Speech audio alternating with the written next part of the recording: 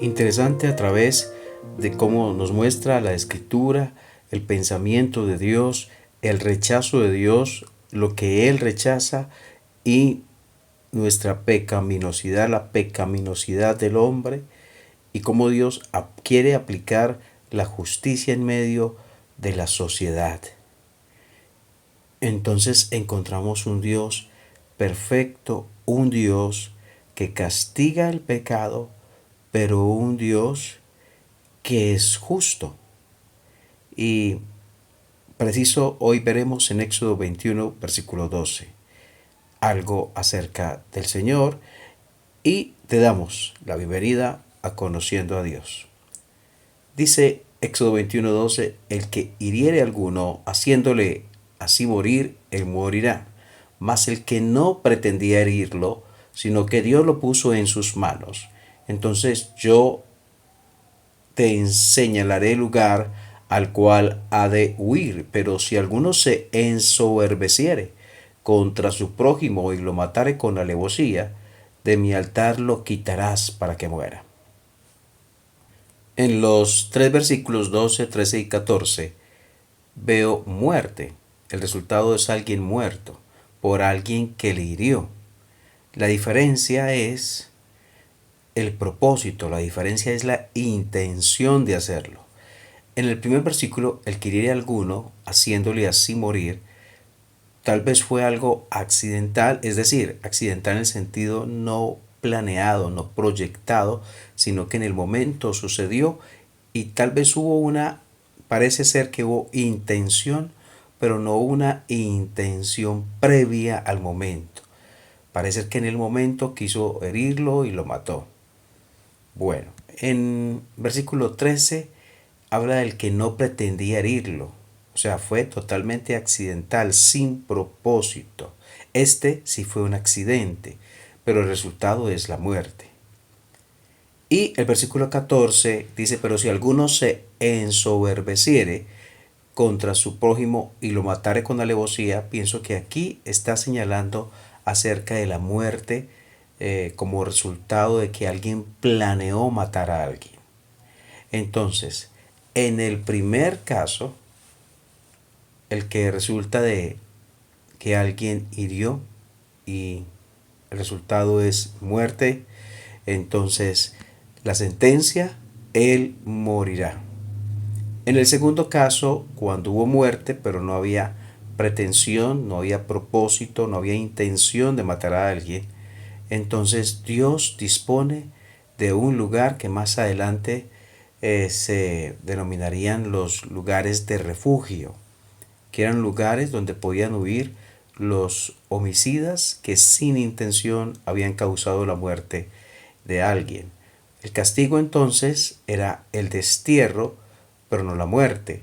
Y el destierro hasta tanto el sumo sacerdote muriera, podían ellos regresar a sus tierras.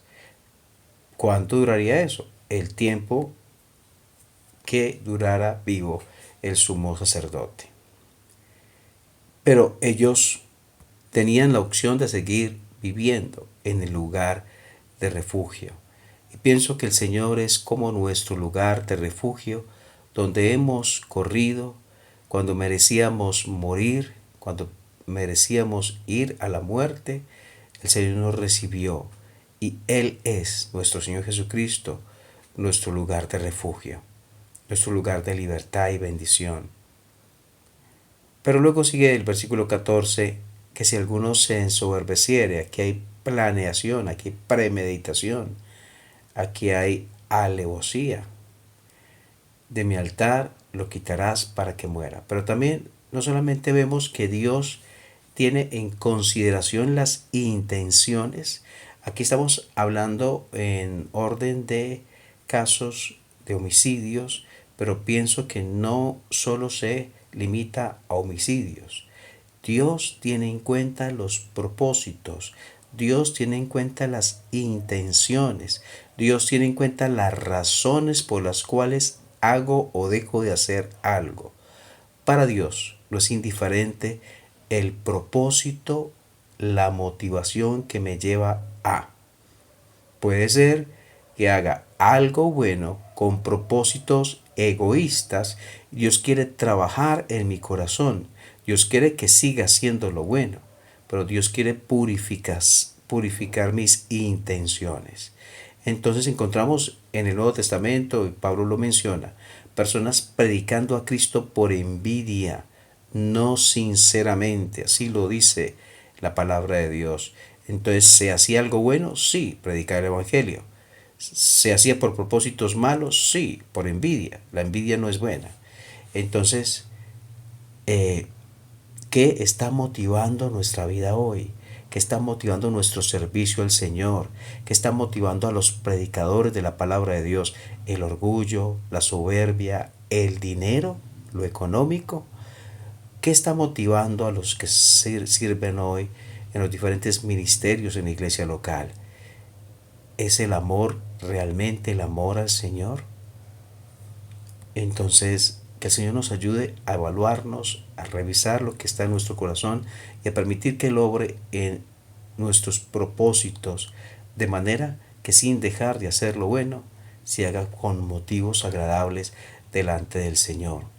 Pero también sigue hablando de el que, versículo 15, el que hiriere a su padre o madre morirá. Asimismo, el que robare a una persona y la vendiere, o si fuera hallada en sus manos, morirá. Igualmente, el que maldijera a su padre o a su madre morirá.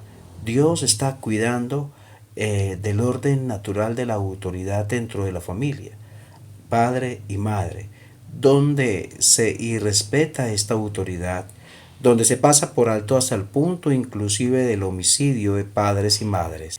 Es evidencia de una sociedad que va de mal a peor. Es evidencia de una sociedad que no está teniendo en cuenta las autoridades desde su familia y por lo tanto tampoco se tendrán en cuenta otras autoridades, no se respetarán y no se someterán a otras autoridades si dentro de la misma casa han rechazado la que Dios ha puesto, a su padre y madre. Por lo tanto, Dios es radical y severo al castigar tanto al que hiriere a su padre y madre, lo dice el versículo 15, como igual al que los maldijere, versículo 17.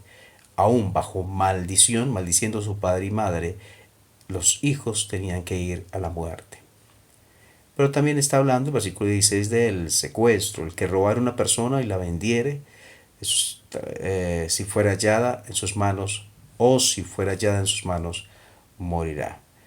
Tales cosas rechazadas por Dios, tales cosas previstas por Dios en la Escritura, porque un día sucederían y Dios quería que su pueblo supiera qué hacer en los momentos que pasara. Corazones rectos tenían que seguir la palabra, deseosos de hacer la voluntad de Dios. Pero aquí vemos manifestado un Dios de justicia, un Dios severo contra el pecado, un Dios que mira la intención del corazón y de acuerdo a eso se emite el castigo.